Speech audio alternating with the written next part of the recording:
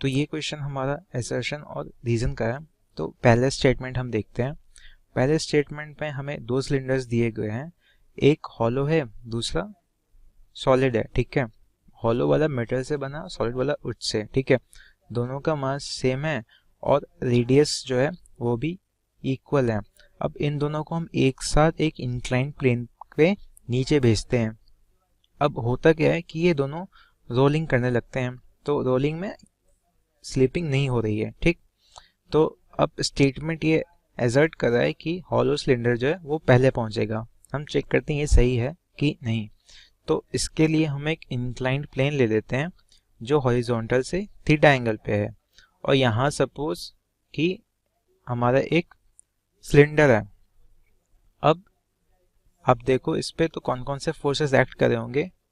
इस डायरेक्शन में हमारा mg साइन थीटा एक्ट कर रहा होगा, इस डायरेक्शन में हमारा mg cos थीटा एक्ट कर रहा होगा, नॉर्मल टू द इंक्लाइन हमारा नॉर्मल होगा। ठीक है, और फ्रिक्शन जो है वो इस डायरेक्शन में लग रहा होगा। ठीक है, इस डायरेक्शन में लग रहा होगा, ये हम वेरीफाई कर सकते हैं। कैसे? तो आप देखोगे कि अगर इधर सिलेंडर जा रहा है अलोंग द इंक्लाइन नीचे, उसका एक्सेलरेशन इधर है। ठीक है, और उसकी वेलोसिटी भी इसी डायरेक्शन में है अभी। तो ओमेगा आपको किस डायरेक्शन में होगा, ताकि ये जो पॉइंट ऑफ कांटेक्ट है हमारा उसकी वेलोसिटी जीरो हो, यानी कोई स्लिपिंग ना हो। तो ओमेगा हमारा इस डायरेक्शन में होगा।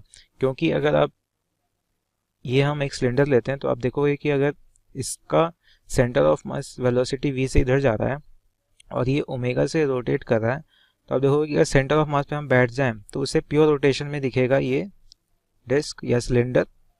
तो उसके रिस्पेक्ट में इस पॉइंट का मोशन इस डायरेक्शन में ओमेगा आर वेलोसिटी से होगा, पर ये सेंटर ऑफ मास के रिस्पेक्ट में। और अगर हम ग्राउंड पे आ जाएं तो हमें क्या करना पड़ेगा, सेंटर ऑफ मास की जो वेलोसिटी है वो इसमें ऐड करनी पड़ेगी। ये v हमने इधर ऐड कर दिया, तो ये हमारा क्या हो गया, इसका v माइनस ओमेगा, ये वेलोसिटी हो गई। तो यही जब जीरो हो जाता है तो हम बोलते हैं प्योर रोलिंग हो रही है। जीरो कब होगा, जब v equal to omega R होगा। और v equal to omega R होगा, साथ साथ ये भी होना पड़ेगा कि ये रोटेशन का जो सेंटर ऑफ मास को वेलोसिटी इस पॉइंट की दिखती है वो सेंटर ऑफ मास के वेलोसिटी के अपोजिट डायरेक्शन में हो। तो यहाँ पे ओमेगा हमें इस डायरेक्शन में मिलेगा। अब क्या, एक्सेलरेशन अगर इधर है तो वेलोसिटी बढ़ रही है, तो वेलोसिटी बढ़ रही है तो v is equal to omega R hold करने के लिए हमें ओमेगा भी बढ़ाना पड़ेगा। तो ओमेगा बढ़ाने के लिए इस पॉइंट सेंटर के अबाउट हमें एक टॉर्क ऐसा चाहिए जो एंगुलर एक्सेलरेशन इस डायरेक्शन में पैदा कर रहा हो। तो वो कौन करेगा, वो हमारा ये फ्रिक्शन जो अपवर्ड डायरेक्शन में लग रहा है वही करेगा। ठीक है, तो हमारा फ्रिक्शन का डायरेक्शन ये है। तो अब हम क्या लिखेंगे, इसका फोर्स इक्वेशन लिखते हैं। तो अलोंग द इंक्लाइंड जो है हम लिखेंगे mg sine theta minus f is equal to ma। तो यहाँ से हमारा पहला इक्वेशन आ गया। अब हम एंगुलर क्वांटिटीज का लिखते हैं। तो इस पॉइंट के अबाउट, ओ पॉइंट के अबाउट हम टॉर्क देखते हैं। तो वो किसका, से फ्रिक्शन का टॉर्क होगा fr, और ये हमारा हो जाएगा आई अल्फा के बराबर। ये दूसरा इक्वेशन हो गया। अब प्योर रोलिंग हो रही है तो v is equal to omega R है, और आप दोनों तरफ डिफरेंशिएट कर दो तो dv by dt is equal to R D omega by dt। ये क्या हो गया, एक्सेलरेशन हो गया। ये क्या हो गया, आर अल्फा, तो यानी alpha is equal to A by R, ये भी होल्ड कर रहा है। ठीक है, अब इसको हम इस इक्वेशन में पुट कर देते तो हमारे पास क्या मिलेगा, F R is equal to I A by R. ये हमारा फोर्थ इक्वेशन सपोज। अब फोर्थ और वन को हम कंबाइन कर देते तो उसमें हम f को रिप्लेस कर देते हैं फोर्थ में जो f आया उससे। तो mg साइन थीटा, और यहाँ पे f की वैल्यू क्या आ गई, r को हम RHS में भेज दें तो ये हो गया I A R square is equal to M alpha. अब इसको हम देख लें तो क्या आ जाएगा, mg sine theta is equal to A M plus I by R square. ठीक, तो इससे हमारे पास क्या आ गया, a is equal to mg sine theta by m plus I by R square. अब फाइनली हम क्या करते हैं कि m को नीचे भेज देते हैं, तो फाइनली हमारा ये क्या आ जाएगा, g sine theta by 1 plus I by M R square. ठीक है, अब आप सॉलिड सिलेंडर का देखो तो सॉलिड सिलेंडर का आई क्या हो जाएगा, I solid is equal to M R square by 2, और हॉलो का क्या हो जाएगा, सेम मास और सेम रेडियस के हैं तो ये भी एम आर स्क्वायर आएगा। ठीक है, ये यहाँ पे बाई 2 नहीं होगा। ठीक है, तो आप देखोगे कि आई हॉलो जो है वो ग्रेटर है आई सॉलिड से, तो यानी ये टर्म जो है हमारा, क्योंकि एम आर स्क्वायर दोनों में सेम है, तो यहाँ पे ये टर्म जो है वो सॉलिड का स्मॉल होगा हॉलो से, और अगर हॉलो का ज़्यादा है तो ये डिनोमिनेटर जो है वो हॉलो का ग्रेटर होगा। ठीक है, इसका मतलब क्या कि एक्सेलरेशन ऑफ हॉलो जो है वो लेस देन होगा एक्सेलरेशन ऑफ सॉलिड। तो यानी सबसे पहले कौन पहुंचेगा, तो चूंकि एक्सेलरेशन ऑफ सॉलिड ज़्यादा है, since A solid is greater than A hollow, solid cylinder will reach first. ठीक है, ये हमारा पहला स्टेटमेंट हो गया। तो स्टेटमेंट में क्या कहता है कि हॉलो सिलेंडर पहले बॉटम को रीच करेगा, तो स्टेटमेंट 1 हमारा फॉल्स है, जो हम डायरेक्टली कह सकते हैं डी हमारा सही है। पर हम स्टेटमेंट 2 भी देख लेते हैं। ठीक है, तो स्टेटमेंट 2 में कह रहा है कि by the principle of conservation of energy the total kinetic energies of both the cylinders are identical when they reach the bottom of the incline.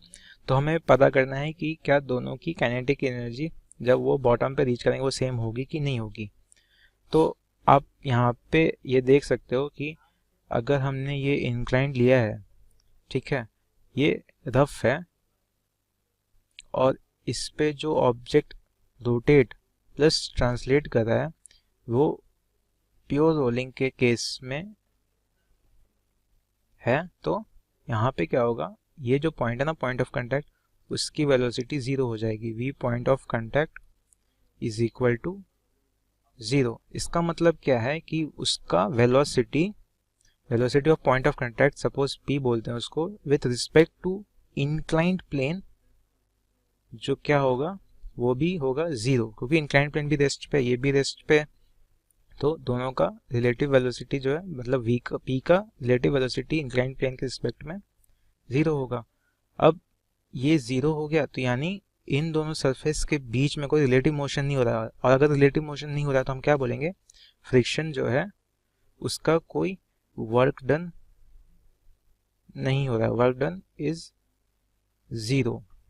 ठीक है, क्यों, क्योंकि अगर फ्रिक्शन यहाँ पे लग रहा है तो कुछ हमें ये रिलेटिव मोशन होना चाहिए, ताकि हम बोले F dot X is equal to work done. ठीक है, अगर ये x यहाँ पे 0 है तो वर्क डन क्या होगा, 0, यानी फ्रिक्शन का वर्क डन 0 है, क्योंकि point of application of friction जो है वो पॉइंट ऑफ कांटेक्ट है, और पॉइंट ऑफ कांटेक्ट की कोई वेलोसिटी है ही नहीं, तो उसका कोई डिस्प्लेसमेंट होगा ही नहीं। तो हम क्या बोलेंगे, फ्रिक्शन का वर्क 0 है। अगर फ्रिक्शन का वर्क 0 है तो बच गए कौन कौन से फोर्सेस, तो नॉर्मल हो गया और mg हो गया। तो आप देखोगे नॉर्मल जो है वो परपेंडिकुलर टू द मोशन है। अब परपेंडिकुलर टू द मोशन इसका मतलब क्या, कि एफ एस कॉस थीटा, जहाँ पे एफ जो है वो फोर्स है कोई भी, हमारा वर्क डन होता है, तो एफ हमारा मोशन के परपेंडिकुलर, यानी एफ और एस के परपेंडिकुलर है, तो थीटा क्या हो गया हमारा यहाँ पे 90 डिग्री, तो वो 0, यानी वर्क डन 0 होगा नॉर्मल का। तो सिर्फ वर्क डन कौन करेगा, तो mg का कौन सा कंपोनेंट स्पेसिफिकली करेगा, वो mg साइन थीटा, क्योंकि सिर्फ वही अलोंग द मोशन है। ठीक है, तो mg साइन थीटा करेगा, ये क्या है, कंजर्वेटिव फोर्स है।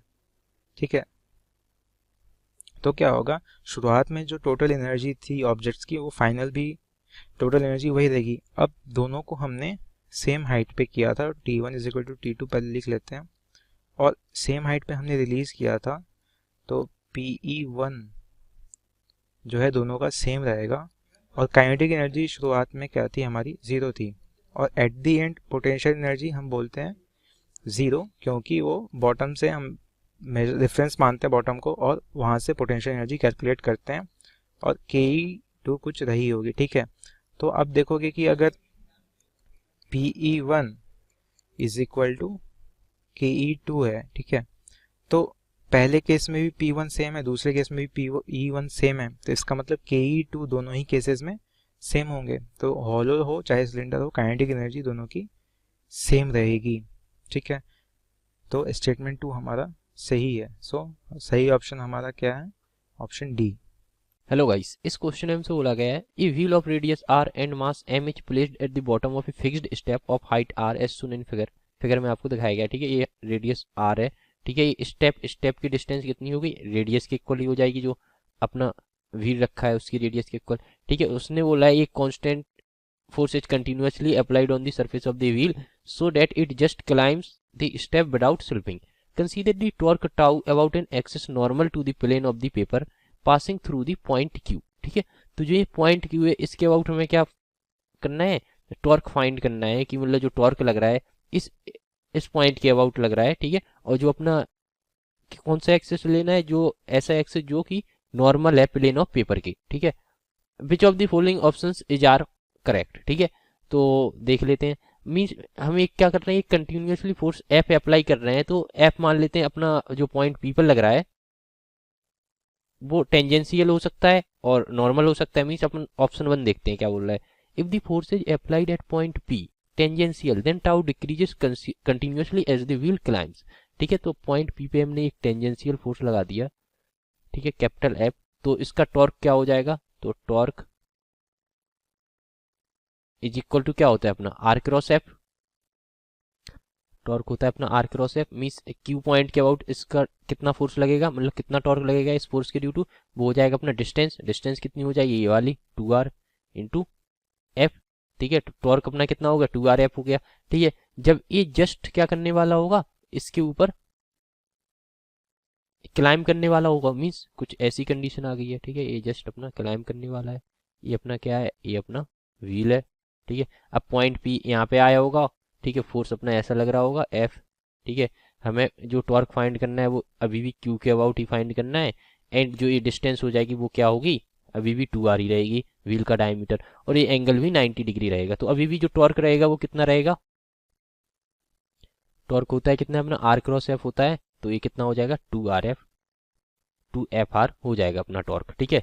डायरेक्शन भी आप कैलकुलेट कर सकते हैं, क्या होगा आर क्रॉस एफ, आर की डायरेक्शन ये है, आर से एफ किस डायरेक्शन में आएगा, मतलब जो out of the plane of paper आएगा, जो टॉर्क की डायरेक्शन आएगी, ठीक है, दोनों के केसेस में।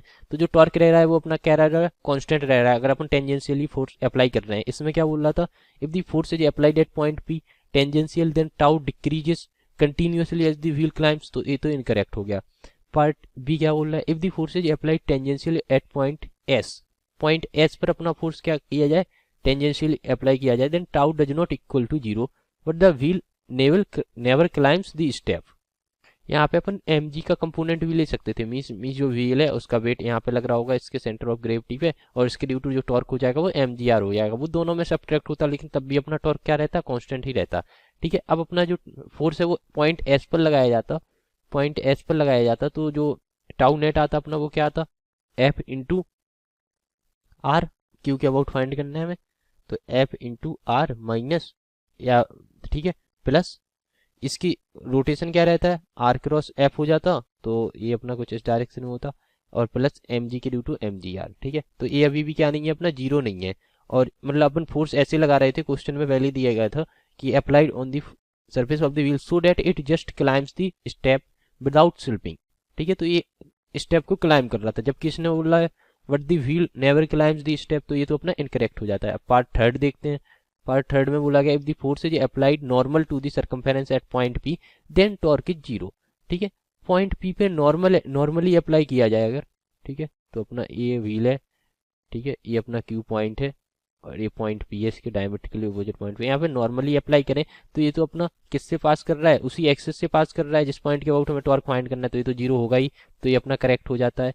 Part fourth, if the force is applied normal to the circumference at point X then tau is constant, point X पर अपना क्या नॉर्मली अप्लाई किया जाए फोर्स, अपना पॉइंट एक्स यहाँ पे था, ठीक है। तो अब ये कुछ यहाँ से पास नहीं करेगा, ठीक है, इसकी कुछ डिस्टेंस रहेगी वो अपन फाइंड कर सकते हैं यहाँ से, ठीक है। और जब ये यहाँ पे क्लाइम होने वाला होगा तो जो अपना पॉइंट एक्स होगा वो कहाँ पे आ जाएगा, यहाँ पर आ जाएगा। ये अपना पॉइंट एक्स है, जब ये क्लाइम होने वाला होगा तो पॉइंट एक्स यहाँ पे आ जाएगा, टॉर्क कभी भी मतलब क्या लगेगा, सेम ही लगेगा। तो ये अपना पार्ट ए भी सही हो जाता है, तो part C and D are our correct answer. Thank you. Hello guys, इस क्वेश्चन में बोला गया है the figure show in system consisting of a ring of outer radius 3r rolling clockwise without slipping on a horizontal surface with an angular velocity omega and an inner disk of radius 2r rotating anti-clockwise with angular speed omega by 2. The ring and disk are separated by frictionless ball bearings. The system in the xz plane. Okay. The point P on the inner disk. Point P देख सकते हैं आप, एक क्या x axis से 30 degree के angle पे है, ठीक है, और at a distance r from origin है, ठीक है।